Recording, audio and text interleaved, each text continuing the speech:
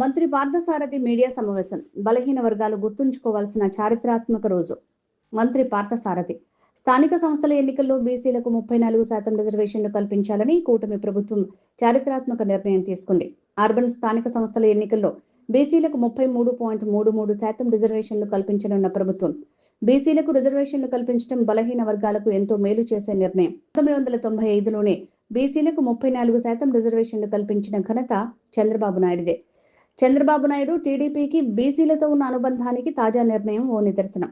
బలహీన వర్గాలు గుర్తించుకోవాల్సిన రోజు అని చెప్పేసి నేను భావిస్తున్నాను. కూటమి ప్రభుత్వం గౌరవనీయ ముఖ్యమంత్రి గారు శ్రీ చంద్రబాబు నాయుడు గారి నాయకత్వంలో లోకల్ బాడీ ఎలక్షన్స్లో 34%, అర్బన్ ఎలక్షన్స్లో 33.33% రిజర్వేషన్స్ బలహీన వర్గాలకి కల్పించాలని చెప్పేసి ఒక చారిత్రాత్మక నిర్ణయం తీసుకోవటం నిజంగా బలహీన వర్గాలకి మేలు చేసే నిర్ణయంగా నేను మనవి చేస్తా ఉన్నాను. ఇదే ముఖ్యమంత్రి గారు 1995లో ఆనాడు బలహీన వర్గాలకి 34% చేసిన వ్యక్తి కూడా చంద్రబాబు నాయుడు గారు కావటం ఇది నిజంగా యాదృశ్చికం కాదు. అది నిజంగా బలహీన వర్గాలకి చంద్రబాబు నాయుడు గారికి తెలుగుదేశం పార్టీకి ఉన్న అనుబంధం అని చెప్పేసి నేను భావిస్తూ ఉన్నాను. నేను 1995 నుంచి కూడా 2019 వరకు 34% రిజర్వేషన్ పొందిన బలహీన వర్గాలు తర్వాత వచ్చిన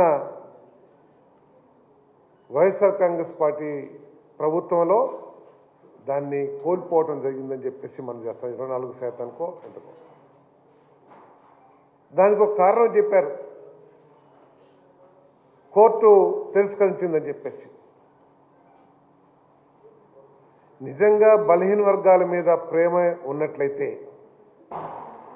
బలహీన వర్గాల అభ్యున్నతి కాంక్షించే వ్యక్తే గనక జగన్మోహన్ రెడ్డి గారు అయ్యుంటే హైకోర్టు తర్వాత సుప్రీంకోర్టుకి వెళ్ళి దానికోసం పోరాటం చేసి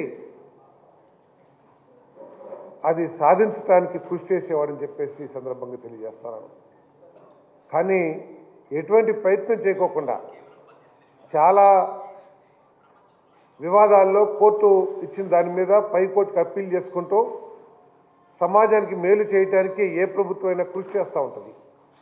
జనాభాలో 55-60% ఉన్న బలహీన వర్గాల మేలు కోసం ఎంత దాకైనా పోరాటం చేయాల్సిన ఒక రాష్ట్ర ముఖ్యమంత్రి జగన్మోహన్ రెడ్డి గారు బలహీన వర్గాలకి అన్యాయం జరిగే విధంగా, వెన్నుపోటు పొడిచే విధంగా కనీసం సుప్రీంకోర్టుకి అప్పీల్ కూడా చేయకోకుండా దాన్ని 34 నుంచి 24 చేసిన వ్యక్తి జగన్మోహన్ రెడ్డి గారు అని చెప్పేసి మనం చేస్తాను.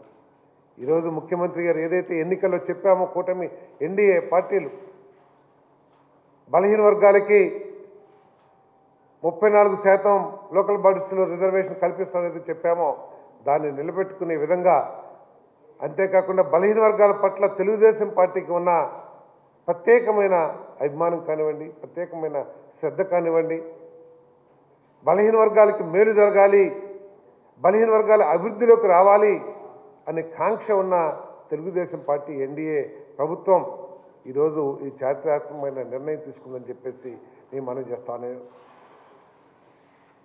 ఇది బలహీన వర్గాలకి మేలు చేసేది. బలహీన వర్గాల పట్ల తెలుగుదేశం పార్టీకి ఉన్న చిత్తశుద్ధి ఏమిటో, ఎన్డీఏ ప్రభుత్వానికి చిత్తశుద్ధి ఏంటో కూడా ఈరోజు స్పష్టమైందని చెప్పేసి కూడా నేను తెలియజేస్తున్నాను. మరి ఈ 2 సంవత్సరాల్లో గత ప్రభుత్వం ఈ విధంగా రాజకీయంగా వెన్నుపోటు పొడిచడమే కాకుండా బలహీన వర్గాల్ని ఏ విధంగా ఇబ్బంది పెట్టిందో కూడా ఒకసారి ఆలోచించాల్సిన అవసరం బలహీన వర్గాలకు ఉందని చెప్పేసి మనం చేస్తాను. చంద్రయ్య హత్య కానివ్వండి, నడి రోడ్లో కోడిని కోసినట్లు ఒక బలహీన వర్గ వ్యక్తి చంద్రయ్యని నడి రోడ్లో అందరు చూస్తుండగా, అదేవిధంగా అమర్నాథ్ గౌడ్ కేవలం తన సోదరిని అవమానించారని చెప్పేసి మాట్లాడినందుకు, ఇంకొక బలహీన వర్గ వ్యక్తి ప్రభుత్వాన్ని ప్రశ్నించాడని, ఏది దొంగ మద్యమో లేకపోతే చీప్ క్వాలిటీ లేని మద్యాన్ని ఇస్తున్నారని చెప్పి ప్రశ్నించాడని, ఇప్పుడు బలహీన వర్గాలకి మధ్య వివాదం సృష్టించి రాజకీయ లబ్ధి పొందాలని ఏ విధంగా మాట్లాడుతున్నారో కూడా ప్రజలందరూ కూడా అర్థం చేసుకోవాల్సిన అవసరం ఉందని చెప్పేసి కూడా సందర్భంగా తెలియజేస్తా ఉన్నాను.